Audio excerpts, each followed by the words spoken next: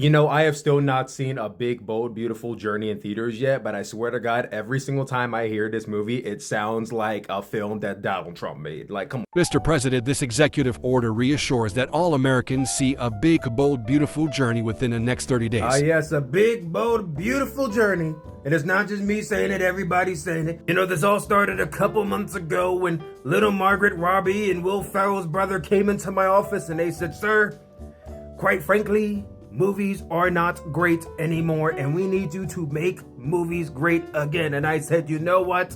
That is a tremendous idea." So I said, "Tell me about your movie, little Margaret." And she said, "Sir, it's big." And I said, "We love big. Everybody loves big." Said this movie will be bigger than Jimmy Kimmel, who quite frankly thought he was too big to fail, and that's why I took his show off. And she said, "Sir, it's bold." And I said, "Of course it's bold. It's made in America. The brave and bold country we are, of course it is." And I said, "You know what? Let's call this movie The Big, the Brave, and the Bold." Then she said, "Sir, I think DC might have an issue with that." And I said, "Why DC? I literally am the president of the United States. I own DC." She said, "No, sir, not District of Columbia, DC Comics." And I have several issues with this. Firstly, no one even knows what the DC and DC Comics even stands for. And secondly, this isn't just me saying it, everybody's saying it, but are we not finding this inappropriate that Batman is running around with little boys in a mask? And the left will have the nerve to ask me, "Sir, are you concerned that your name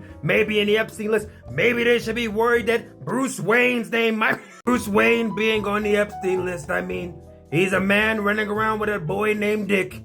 That should tell all that we know. Currently have JD working overtime. He is checking James Gunn Twitter to see what he has to say about Charlie Kirk. Shame America will never see episode 7 of The Peacemaker. Though I saw it, episode 6 ended, and quite frankly, it didn't look too bad. She said, "Sir, it's beautiful." And I said, "Of course it's beautiful. Everybody knows it's beautiful. What else?" She said, "Sir, it's a journey." And I said, "Of course it's Journey. Everybody loves Journey.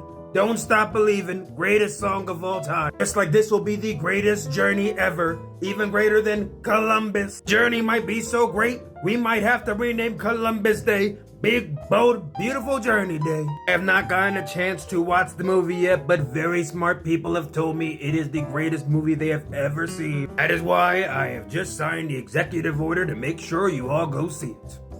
I don't know. Thank you all for listening to my very terrible Donald Trump impression. I had too much fun doing that.